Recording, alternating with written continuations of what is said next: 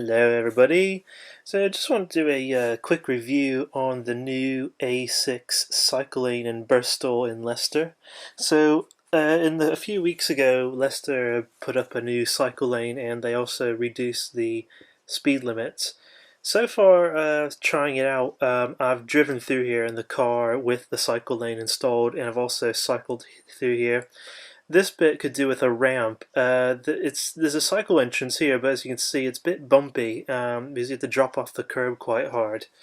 Obviously, if you're carrying eggs, I can be sure to you that all 12 eggs in your pack of 12 will be broken going down a bump like that, especially on a bicycle. But yeah, they've closed off the entire lane here. They reduced the speed limit down to a 30 zone. This bit here is an entrance for the petrol station, or if you're American, a gas station. So cars and trucks and stuff can get in.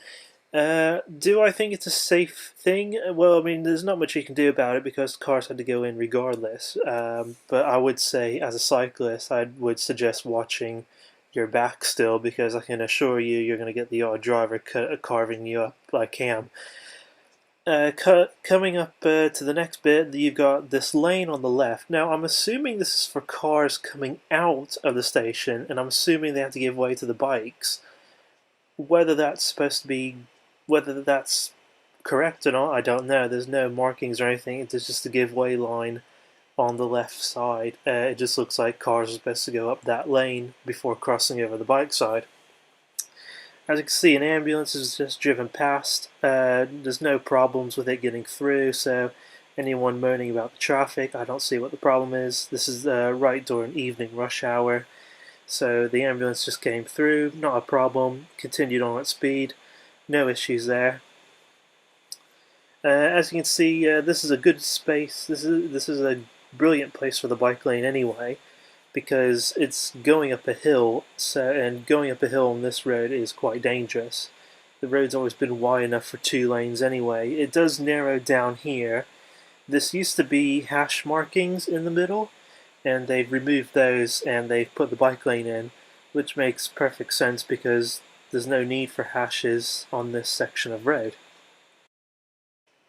Now, this bit I think is pretty good. The traffic lane is, I think, a little bit narrow for trucks. Last time I came up here on a bike, the truck was just skimming the bike lane. So it's a little bit narrower for larger vehicles, which probably isn't the best solution.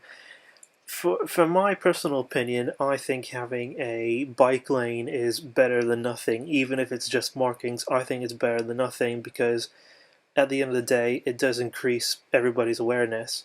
Now, this section I don't like. There's 2 of these sections quite close together. There's a traffic island, and the bike lane just ends here. What I don't understand is, I find this quite dangerous because you're still climbing a hill here. And then you get this bit where there's another bike lane, and then after a few seconds it will end again because of another traffic island. As you can see here, look, it ends again. What is the point in having these in the first place? Also, from a driver's perspective, I've driven through here a couple of times and I've had cyclists there, and you get that short section of cycle lane and you can't pass people safely because of the traffic islands, and the cycle lane gives you a bad or false impression that it's safe to pass when there's 2 traffic islands.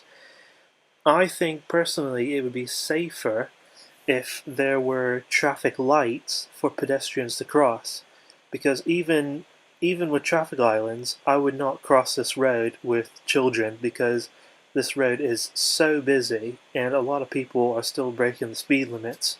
It's supposed to be 30 miles an hour. It used to be 40, but you can tell people still drive at 40 through here. Most of them do follow the 30, but there's the odd few that still drive at 40.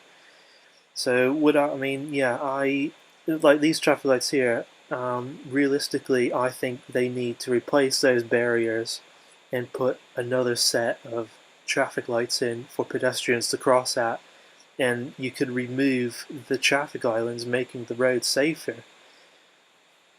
Apart from that, the cycle lane is pretty good. does it connect up to other cycle routes very well or efficiently? It's a bit, I think, depending on where you're cycling, yes, it does connect up to the routes pretty well. But in many cases, it kind of leaves you dangling. Basically, you'll see in a moment, but the route connects up to a cycle pathway that goes up the A6 towards Loughborough.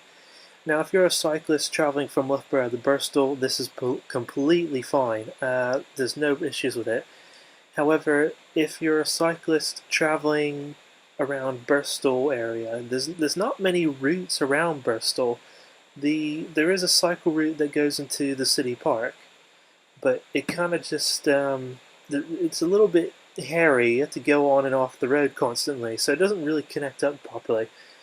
Here, this connects up pretty well. As you can see, the cycle lane, it does end at the traffic lights, which I don't like, but it does connect up to this bike pathway here. And then if you continue along here, this will go all the way down into Loughborough.